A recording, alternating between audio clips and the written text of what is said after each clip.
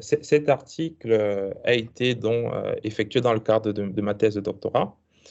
Et ma thèse de doctorat portait notamment sur la prise en compte de l'équité sociale et je faisais une comparaison entre les villes de taille intermédiaire à l'échelle européenne.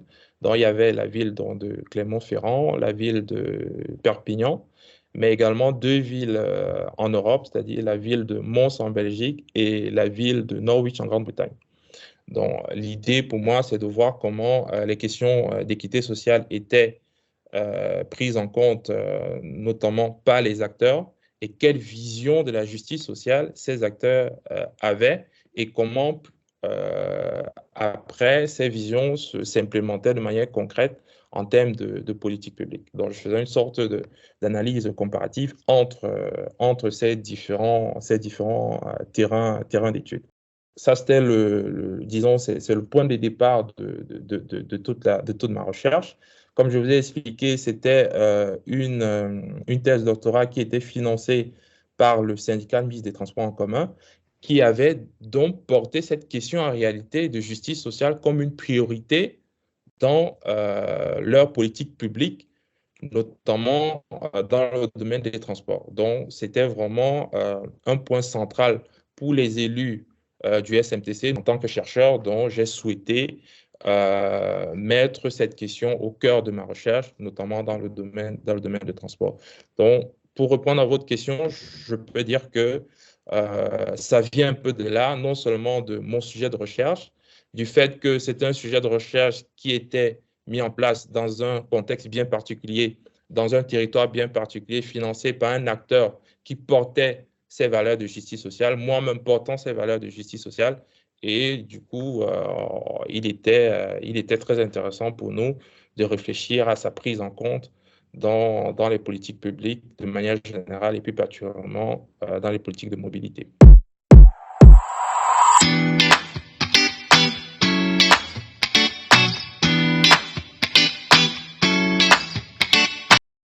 Dans le cadre donc, de notre méthodologie, nous avons analysé dans les documents de planification, notamment les PDU, les différents PDU successifs de la métropole de Lyon et de l'agglomération clermontoise, mais également nous avons fait effectuer des entretiens auprès des acteurs, notamment de collectivités territoriales, des associations, des chercheurs, des élus, que ce soit à Clermont ou à Lyon.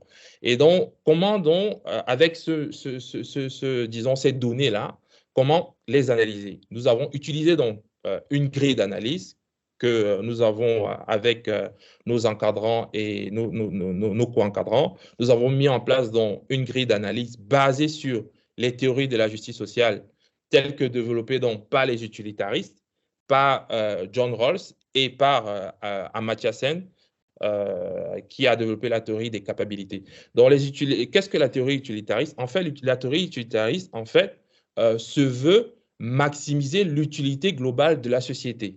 Donc, l'idée, c'est qu'une politique publique, notamment les politiques de transport, doit permettre de maximiser l'utilité globale de la société, en quelque sorte, dans le cadre des transports, c'est-à-dire une politique de transport doit desservir le plus grand nombre et donc doit prioritairement pouvoir desservir les zones les plus denses parce que c'est dans ces zones-là qu'on retrouve le plus grand nombre d'usagers. Ça, c'est pour les utilitaristes.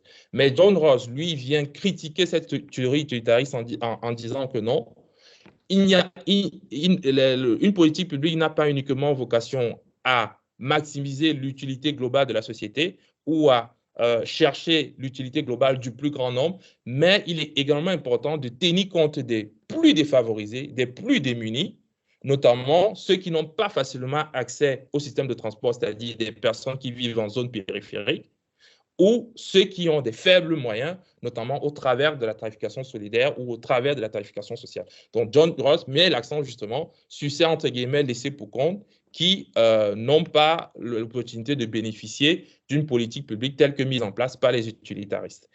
Et Amartya Sen est un peu dans la même logique que John Rawls, qui développe dans la théorie des capacités, qui dit qu'effectivement, il est important de prendre en compte les plus défavorisés, mais il faut également prendre en compte le fait qu'il y a certains individus qui peuvent même accéder à un certain nombre de ressources, mais n'ont pas la compétence ou la capacité, les capacités nécessaires de pouvoir justement profiter de ces ressources. Donc, il est important de renforcer leurs compétences, soit par des formations, soit dans le domaine des transports, les conseils en mobilité.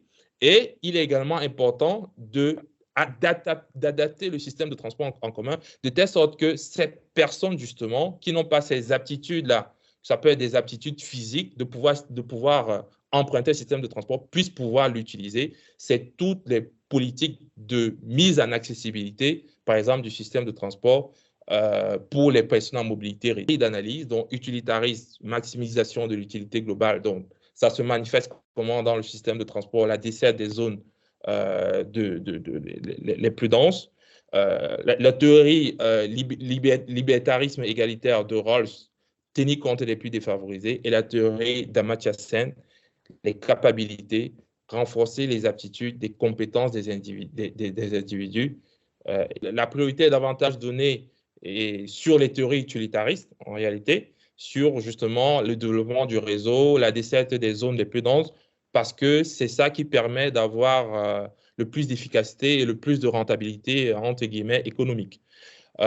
C'est vrai, ils sont également présents les autres théories rawlsiennes, notamment au travers de la tarification sociale, tarification solidaire, décès des quartiers politiques de la ville ou décès des zones périphériques. Est également présent la théorie sénienne avec la mise en accessibilité du système de transport, la mise en accessibilité du mobilier urbain, notamment en faveur des personnes en situation de handicap. Mais je peux dire que dans ces documents de planification, c'est la théorie utilitariste qui prédomine au travers du développement du réseau, mais également au travers de la lutte contre la pollution atmosphérique. Et c'est toutes des politiques, justement, de réduction de la voiture individuelle pour réduire notamment les effets de la pollution de la voiture, ou bien toutes les politiques de mise en place de politiques telles que les zones à faibles émissions pour permettre justement pour combattre justement les externalités négatives liées à l'utilisation de la voiture. Donc, ça, c'est également dans le cadre de la vision utilitariste, et on se rend compte que ces documents de planification ont ces objectifs non seulement environnementaux, mais également économiques qui sont prioritaires par rapport aux objectifs sociaux dans les transports en commun. En réalité, il faut être pragmatique. Les collectivités territoriales, généralement, ont des budgets assez contraints, assez limités, premièrement. Deuxièmement, la réglementation, que ce soit nationale ou européenne, impose souvent justement de mettre en place des politiques publiques, notamment dans le domaine des transports, qui ont pour objectif de réduire toutes les questions, de réduire la pollution atmosphérique. C'est tout l'objet notamment de la loi sur l'air, sur l'utilisation rationnelle de l'énergie de 1996, qui effectivement demande au plan déplacement urbain de pouvoir promouvoir justement ces enjeux environnementaux. Qu'effectivement, il faut tenir compte des plus défavorisés, il faut tenir compte des plus démunis dans le cadre des politiques, et ils essayent de mettre en place justement des politiques publiques dans ce sens-là. J'ai parlé du cas de Lyon avec la tarification sociale, également du cas de Lyon avec tout le schéma d'accessibilité depuis 2008 qui essaye de desservir les zones périphériques. Le cas de Clermont-Ferrand avec la tarification solidaire, avec la desserte des quartiers politiques, avec la mise en accessibilité. Donc, ils ont cette conscience-là. Mais en même temps, ils savent que la priorité, parce qu'il y a les contraintes, je reviens encore sur ça, parce qu'il y a la réglementation, est également à la desserte des zones les plus denses, parce que c'est là où on a la meilleure efficacité, la meilleure efficience par rapport aux politiques publiques qui sont mises en place. Donc, de manière générale, ils ont cette conscience-là, mais en fonction des contraintes locales, ils n'ont pas autre choix que de mettre en place des politiques publiques de type utilitaro-parisien, parce qu'il y a cette différence-là entre utilitariste totalement, c'est-à-dire prendre en compte uniquement le plus grand, prendre en compte uniquement les zones les plus denses, mais utilitaro-parisien, ça veut dire peut-être maximiser l'utilité globale, mais sans que ça ne détériore l'utilité d'un individu lambda dans la société. De manière globale, je me suis rendu compte dans le cadre de mes travaux de thèse qu'en France, on a justement par rapport aux pays comme la Belgique ou la Grande-Bretagne, il y a cette volonté de mettre au cœur des politiques publiques de transport les questions d'équité et de justice sociale. On a des politiques, je l'ai expliqué, de tarification sociale, de tarification solidaire, mais également depuis 2005, avec la loi handicap notamment, les politiques de mise en accessibilité du système de transport en commun pour permettre aux personnes en situation de handicap de pouvoir facilement l'utiliser.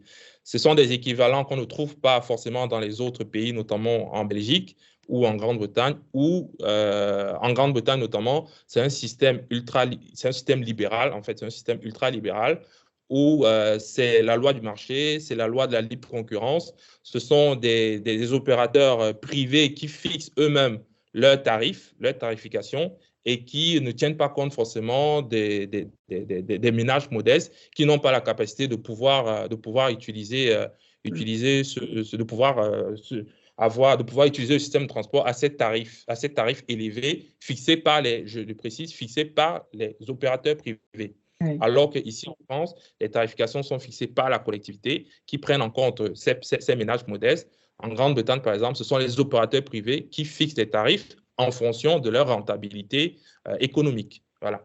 Donc, en Belgique, en Mons notamment, c'est encore différent. C'est vrai, le système de transport est géré par la région, notamment la région wallonne en Mons, parce que c'est une commune qui est au sein de la région wallonne. Donc, c'est la région wallonne donc, qui est une collectivité publique qui met en place les politiques publiques de transport. Donc, il y a moins cette, il y a quand même cette prise en compte en Belgique, mais elle est moindre par rapport en France. En France, vraiment, on a, on a une réglementation qui favorise la mise en place des questions de justice sociale et les questions d'équité dans les transports.